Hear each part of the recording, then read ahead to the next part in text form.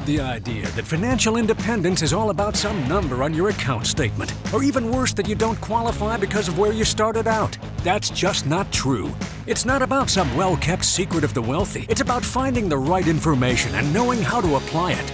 On the Get Ready for the Future show, we're answering your questions so you can start making real financial change today. The journey to true financial independence begins right here, and it starts with you.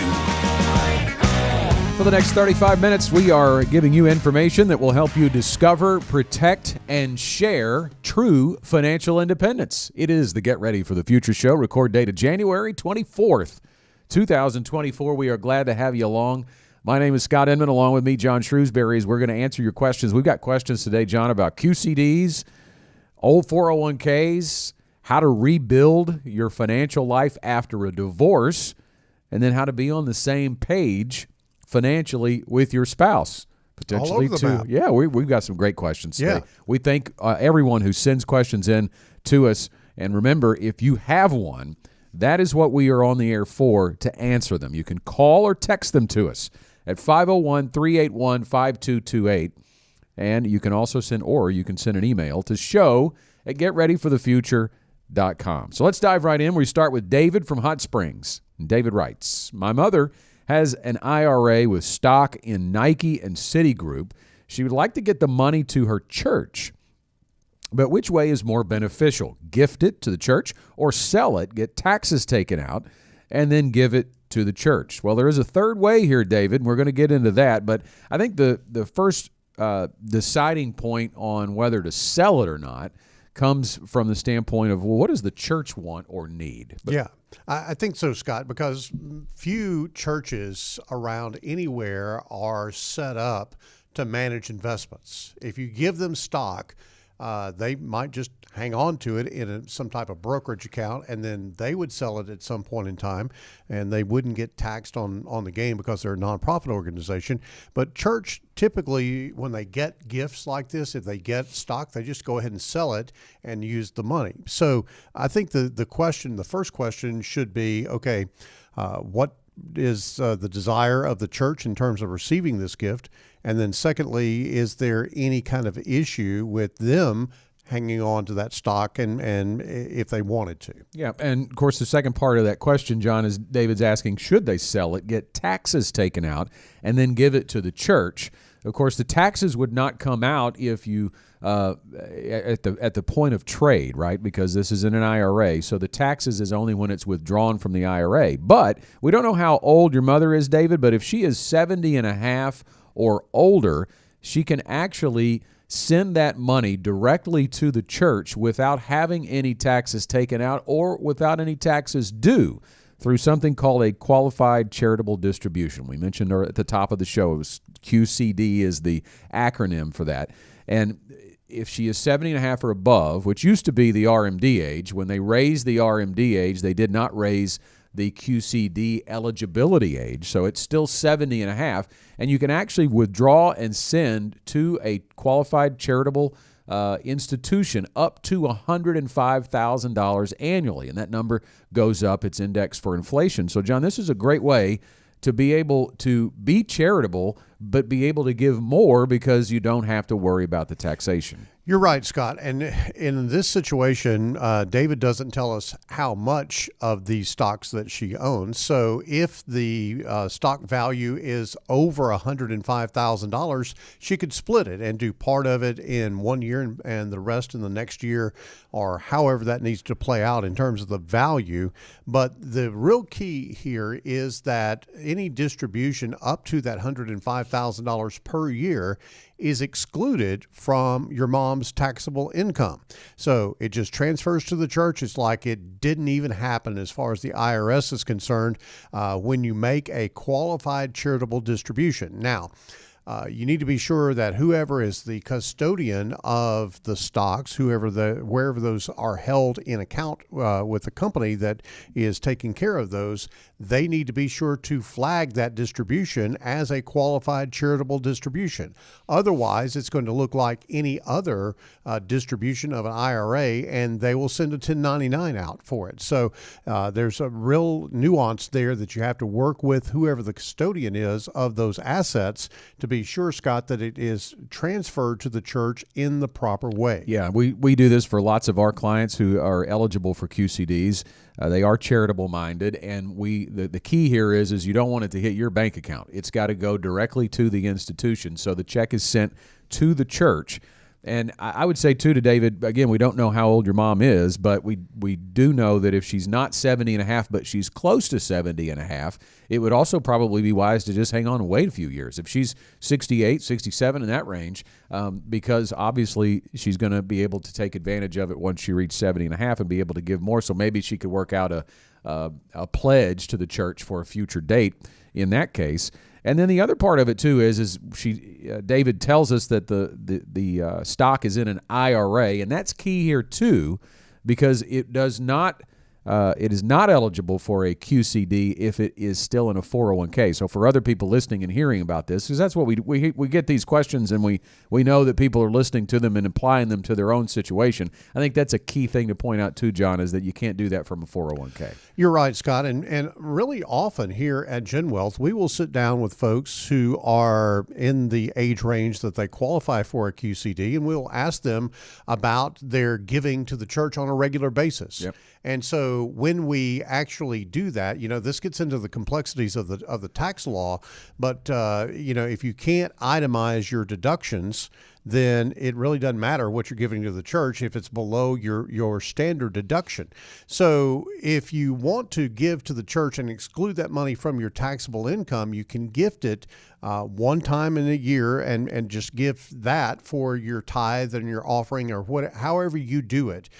You can actually use the QCD to take the place of your tithe and offering. So the church still gets the same amount of money. They might actually get a little bit more money because you're not having to pay taxes on that money in order to generate it. And you get the tax benefit of it being excluded from your taxable income. Yeah, I think that's a great point, because when you think about, let's say if you give $100 a month to your church and you are receiving distributions from your assets, Social Security, all of that, and everything that you're receiving is taxable, then in general, let's say you're in a 20% effective tax rate, you may have to actually withdraw $120 to be able to get close to that $100 deposited into your bank account and then sent on to the church. But if you sent the $120 directly to the institution, then you're not actually being taxed on the money. So in that instance, the church would actually get $20 more. I'm really impressed you did all of that on the fly right there. Well, it's not exact. It's around, right? Yes, but it's around. I try to keep the math simple. Lots of zeros in it for sure. Absolutely. But I think that to David's question, I think if you're looking to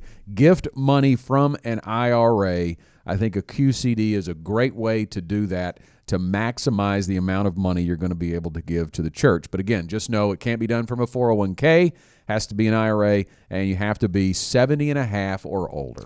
I would also say to David and his mom, if you need some direction or help with this, we have an office in Hot Springs that can help you with that. Just reach out to us here at GenWealth, and we'd be glad to help you work through the details of that QCD. And David, we're going to ask you to send us an email anyway, because we're going to name your question the question of the week. We thank you for reaching out. We'd love to send you a free Get Ready for the Future Show tumbler for sending that question in, and we're going to ask that you email us, show@getreadyforthefuture.com, to claim that prize. And if you have a question, you can send them in through that email address or call us at 501-381-5228. You can leave a voicemail. We'll play that on the air, or you can just text to that number as well, and we can get your question on the air and answered on the Get Ready for the Future show. All right, next up on the show, it's Christina. Via email, I should say. For people that have accumulated multiple 401ks from job hopping, do you think it's better to leave them where they are or make an effort to pool the funds into a single place? Thank you for the email, Christina. We've talked about this on fairly recent Get Ready for the Future show. I think we call them here orphaned 401ks, Yep. and it does happen quite frequently because today's day and age, I think back to before I was actually working age, but back in the 70s, right when the 401k was beginning to get established but wasn't widely utilized, you think about the pensions that were available for employees And that kept them loyal to their job for a long period of time, right? Because they wanted to become vested in their pension. They wanted to get the pension benefit as large as it could, and that was their retirement. And the pension wasn't portable. It wasn't portable, exactly. So when you think about now, the world we live in now, and people do job hop a lot because pensions are hard to come by, especially in the corporate world, unless you have a public job. They're still prevalent there. But so the only way to build wealth for retirement is to take advantage of the 401k, the 401k employer match. And so that can be portable, as John has already alluded to. But many times people are not focused on that when they're job hopping, right? There may be a move involved, and they've got a lot on their mind there. It may be a new career. There may be some learning that they have to deal with. They're not at all thinking about, well, what do I do with that 401k? So it is quite common for us to see in our meeting rooms people walk in with 3, 4 401k statements from past jobs. It does happen, and frankly, there's nothing bad or wrong other than what Scott's just enumerated here about leaving it there. It's one of the 4 options that you have when you change jobs or have some other disruption as far as your employment is concerned. You can leave it because you've got familiarity with the plan. There are limited investment options, but at least you do know about them. But the big thing that I see, Scott, is that you're really out of communication about what's going on with the money in the plan, and if they switch fund managers, which they are prone to do from time to time because there's a fiduciary responsibility on the part of the employer that sponsors the 401k to either do this or have someone do it, to evaluate those funds every year, and then they will switch them out. Now, you could argue whether that's a good or bad thing, but that is something that can happen, and you could find yourself invested in something that you don't know anything about. And so out of sight, out of mind, that's what happens if you leave it at your old employer. Now, obviously, you could do that, or you could transfer it or roll it over into your new employer's 401k, and there's some positives and negatives there as well. Yep, you can consolidate the assets in that way, but obviously, if you job hop in the future, you're going to be faced with the same situation. And the other part about it, too, that we would say about 401ks is while there may be very good investments available in them, it is certainly limited. There's no question about it. The average 401k has about 10 to 12 investment options. Most of them are going to be growth focused, which is probably what you want if you're younger and you have a long time horizon until retirement. But when you do stay inside of an employer plan, they are obviously going to have a pretty big limit on the number of investment options available. And you could have questionable access to the funds in your new employer plan. It just would depend on the summary plan description that you would be able to have access to. If you don't have it, you can get it through your HR department, but you need to understand the terms of that plan and what rules govern it. Because again, to your point, the employer has a fiduciary responsibility when it comes to that plan, and there could be a lot of restrictions associated with it. Absolutely. The third option that you've got, if you have a 401k that is left behind, you could cash it out. Now, I will tell you, of all the options, this is probably the worst unless you have some huge financial emergency. And obviously you got to do what you got to do, but man, you get killed on taxes and penalties and on future growth of that money if you use that money to extinguish that financial fire that you might have. You've got the taxes, you've got a possible early withdrawal penalty if you are prior to age 55 in a 401k plan. You've got the lost investment opportunity. Scott, one of the things that I remember doing very early on in my investment career is I had a young lady who had some money and we'd invested it and done pretty well with it.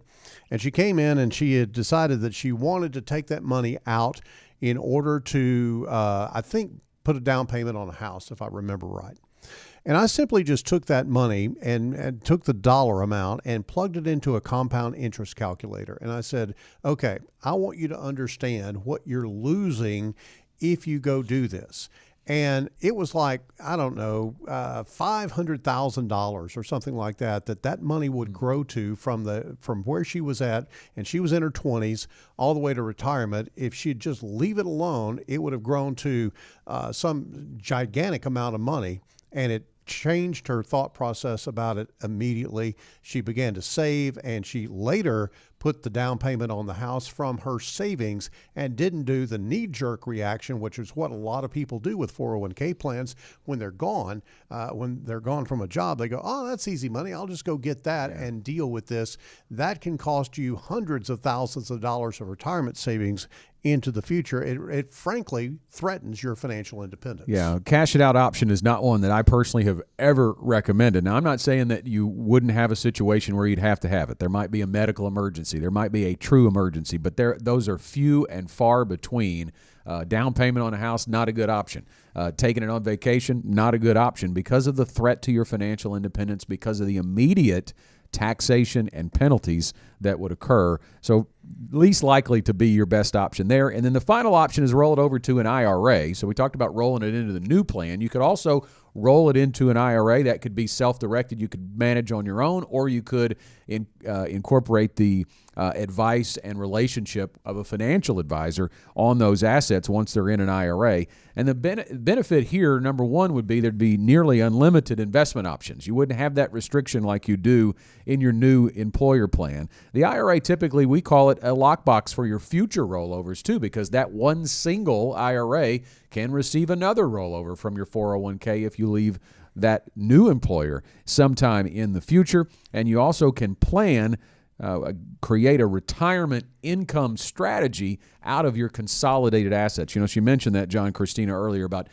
consolidating. And I think that's a key benefit here. A lot of people we see want to do that because they have not, and they, you know, the opposite analogy there is I don't want all my eggs in one basket. Well, it's not really the same basket, right? Or you could said another way, it's all the same basket. The investments here, the investments there, the choice you have, if it's in a 401k and an IRA, you're still able to, once you consolidate into one IRA, access those diversified investments. Yeah, I bet if you lift the hood on 401k investments and look at IRA investments, you can see some similarities there between what you have there and what you have in your IRA, unless you go and just put it all on red and invest it in one stock or something like that, which we would never recommend that somebody do.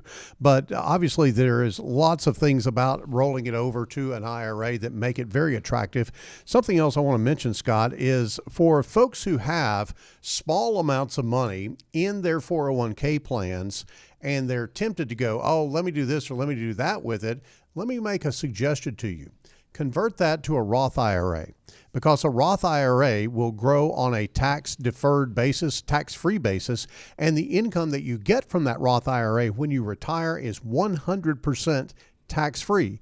If, let's say, you have $10,000 in an IRA somewhere, more than likely, you can probably absorb the tax on that $10,000 in your refund.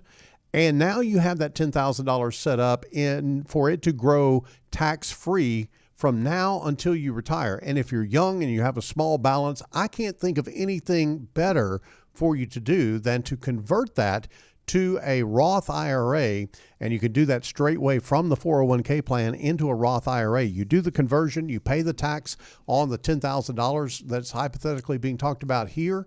You pay that tax, and then you get years and years and years of tax-free growth. We talked about a lot there. If you'd like to review your options, and this is for Christina or anyone listening today, and there is a qualifying event happening anytime you leave your employer, that there is a decision that you have the option to make with your old 401k. There is also many times a qualifying event at age 59 and a half. Not every 401k allows this, but most do. They allow an in-service distribution, which is also a non-taxable rollover into an IRA when you reach age 59 and a half. If you'd like to know your options, if you're in one of those two boats, you recently left an employer or you've reached age 59 and a half and you wonder, what should I do with my 401k? You can text 401k to 501-381-5228 and get your copy of a brochure we have on your options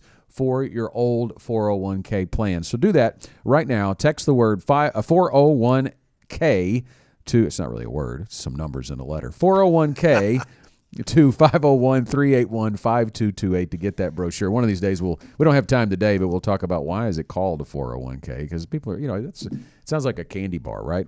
Remember Yeah, it that? does. Remember that video we did a few years ago with the kids, and we asked them questions about finances. And Yeah. one of them was, "What is a 401k?" And one of them said a candy bar. I think they said a candy bar. Yeah. Thank you for your question, Christina. On to the next. This one's from Trevor in Bentonville. I'm in my 50s and trying to repair my retirement savings after a divorce. What advice do you have specifically for people like me who feel like they got the rug swept out from under them, as they should be more confident about nearing retirement?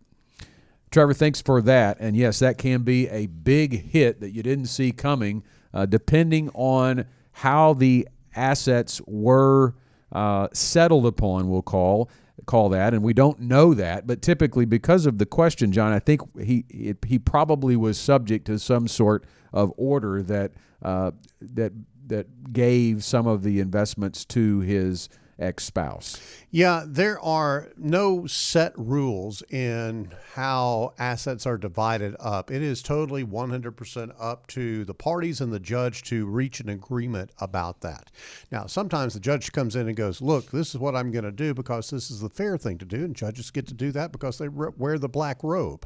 But there are times when they will split a 401k plan in some proportion. Usually it's 50-50, but in some proportion. But all the other assets come into play here as well. The judge is making sort of a global decision about what is fair in splitting those assets.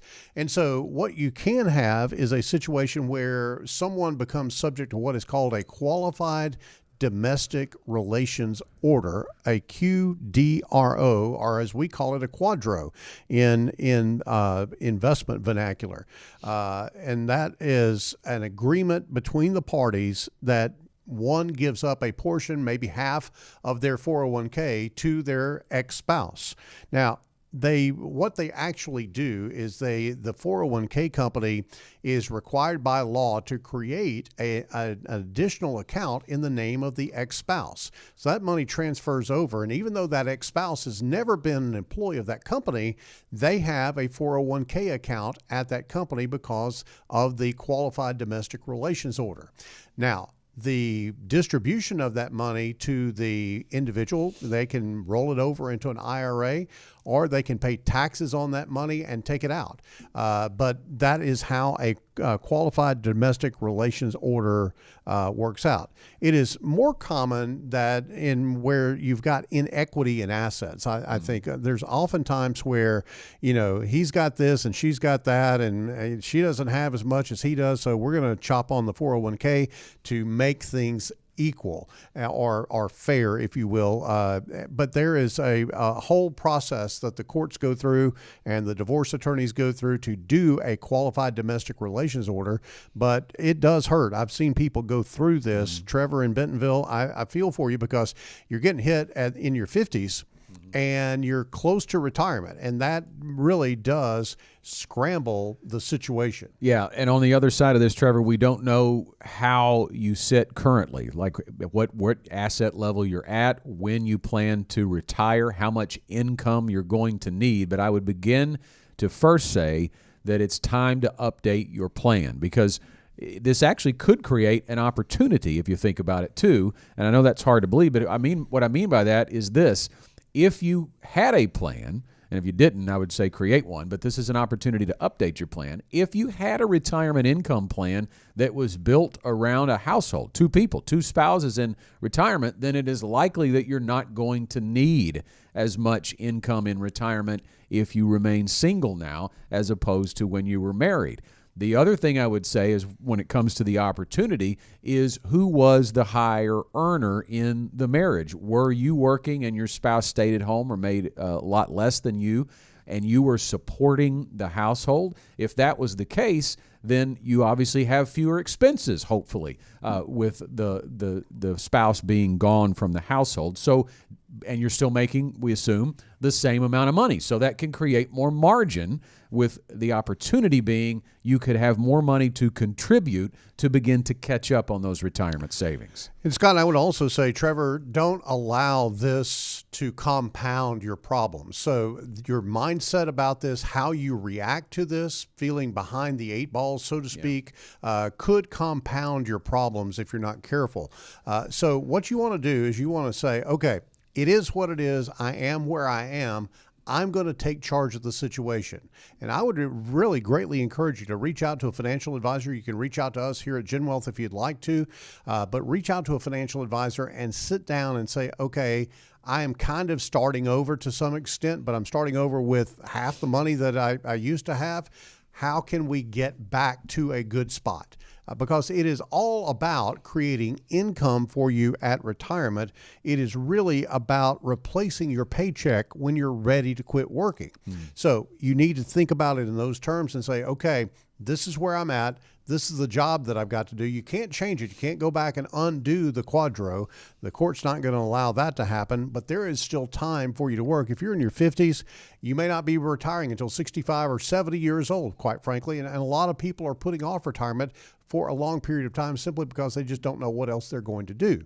So let's take a look at the situation, assess everything, and start again because time is of the essence. I've never been through this, John, but when you sit and think about it, it can have the same effects as a huge market loss. Yes. On your assets, right? Because if you're focused on the account value alone, we had people like that coming into the office in 2022. I have 25% less than I had at the beginning of the year, right? If they bring in their statement from their 401k. And Trevor's in the same boat, but you can't focus on the account value. You need to focus on a plan for income. And it may not be as bad as you think once you have that plan in place. All right, our final question of the day from Remy in Little Rock. My wife says I make her feel broke, but I try to remind her we are just ultra accumulators. We make a combined $275K, but we max out our 401ks, backdoor Roth IRAs, 529 plans, 15-year mortgage, etc. How can I help her feel wealthy even in our messy middle 30s?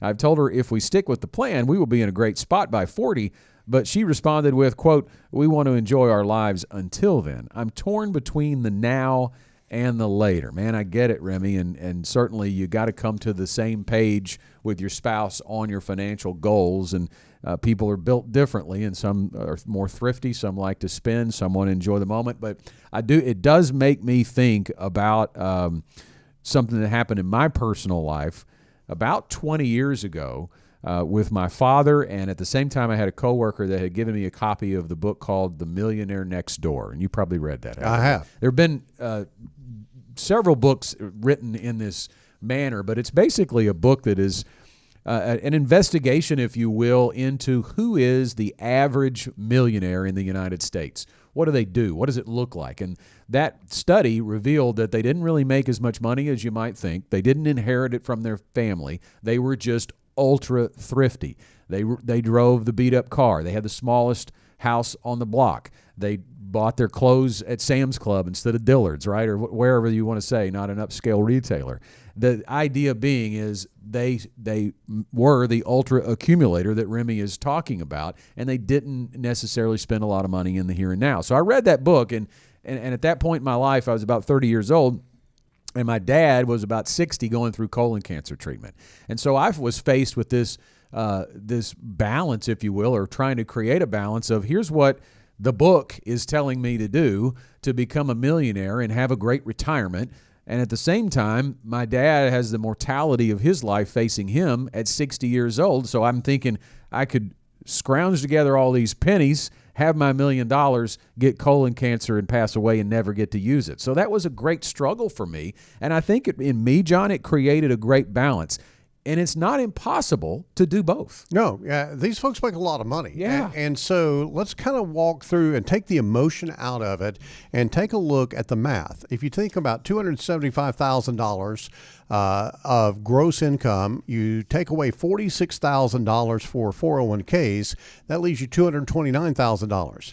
You take away another $14,000 total for Roth IRAs. If you can put that much in there for the Roth IRAs, that still gets you down to about $215,000. Now, we didn't really talk about college savings or anything of that nature, but you still have a fairly good bit of money. There is math that you can go through to determine how much you need to actually be saving into these things. I'll remind everybody that the government does not know your financial plan. They just simply put limits on the accounts that you can contribute to. So that's not necessarily a guide for you. That's just the limit. And maxing it out is just a badge of honor that you get to talk about at the coffee shop or something of that nature. What you've got to do is you've got to do the work of planning and get some balance in this. I understand where both of you are coming from. You're wanting to take advantage of earning power and the power of compound interest and all of those types of things. That makes a lot of sense. But you also want to enjoy yourself. You don't want to strain at every penny and save and save and save and never enjoy your kids or your life or travel or anything of that nature. And I do believe that balance is the key, Scott. Yeah, and I think, on one hand, and you've said this before, John, that nobody has ever arrived at retirement and come into our office and said, man, I saved too much for retirement, right? You really can't save too much for retirement, although you can miss some things that you could enjoy along the way because you're saving for retirement. I think that's the point here, is until you have a plan and you know where you're going to end up at a certain retirement date, a certain retirement age, how do you know if you're saving enough or too much, or if you could maybe let go of the purse reins a little bit and spend a little more and maybe pull back on your retirement savings a little bit? It all is answered through a plan with an advisor that is working a written financial plan, not just talking to you about investments, not just talking to you about a magic number at the end of your work life, but showing you on paper, on purpose, how much retirement income you could get on a monthly basis after you have finished work. Because again, we talked about it in one of the earlier questions, John. It is all about replacing your paycheck. Yeah, and I think you have to ask yourself some basic questions. When do you want to retire? Now, I know people who are fastidious savers, they want to retire as soon as possible. Let's be balanced about this decision too. When is it practical for you to retire? Because I will tell you, early retirement sounds good to everybody, but when you start stretching those dollars out, you put a lot of stress on that portfolio to support you throughout your retirement, and sometimes it breaks in the later years. And so you've got to be careful about that. But when do you want to retire? What is your required and your desired income? Those are two very critical questions. Desired income is how much you want to spend on just a number of things, just discretionary spending. But required income is the money that you need every month to pay the bills. And think about it. What does food cost? What does clothing cost? What does transportation cost? What does housing cost? What is insurance and taxes? How much do you need every month to be able to be okay? There is one tranche of money, if you will, that we call required income. That needs to be taken care of with guaranteed income assets. But your required income could be almost anything. So you want to be reasonable about that, create some balance, and get a plan together. And as far as the mortgage is concerned, let me say this. You have to ask yourself, do I want to pay this off quickly? I think the big objective there is just get it paid by retirement. Yeah. Or get it paid earlier if you can, but definitely by retirement.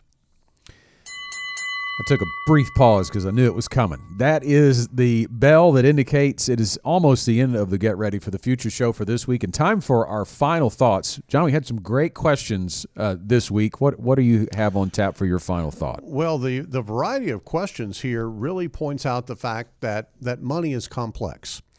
A lot of people love to make money simple. Oh, well, yeah, I just put it in my 401k plan. Oh, I just go online and invest it in some index fund or whatever the case may be. That's about this much of a much, much bigger picture and a much bigger question. We've been through all kinds of detail here. We talked about qualified charitable distributions, a very complex move that can be done in your 70s to avoid taxation on money that you would give to a charitable institution. We've talked about things like having multiple 401ks. How do I deal with this? I'm just going to leave them alone and bury my head in the sand is not a strategy. You need to be sure that you take care of the little things throughout your life when it comes to your money to allow you to enjoy the bigger things when you retire. For my final thought, when I think about how many times we talked about building a plan, updating a plan, if you've gone through a life change like a divorce, the key question that always resonates with me when we talk on the radio is, do you have a plan? And do you have an advisor who is going to create a written financial plan for you, not just talk about investments? If you'd like to walk through the GenWealth Ready to Retire process, even if you're nowhere near retirement, at least you have the end goal on paper, on purpose, just give us a call. Call the Get Ready for the Future Show hotline. You can call that number, or you can call us to set up an appointment with a GenWealth advisor. The number is toll-free, 866-653-PLAN. That's 866-653-7526. And that is all the time we have for this week's Get Ready for the Future show. We thank you for being with us. And if you have a question, remember, it's easy to get it to us. Just call or text to 501-381-5228 or send an email to show@getreadyforthefuture.com. The GenWealth Financial Team is available to you 24/7 at info@getreadyforthefuture.com or call our offices at 866-653-PLAN. That's 866-653-7526. You should personally consult a financial advisor before making any investment, and no strategy can assure success. Securities offered through LPL Financial. Member FINRA SIPC. Investment advice offered through Independent Advisor Alliance. Independent Advisor Alliance and GenWealth Financial Advisors are separate entities from LPL Financial.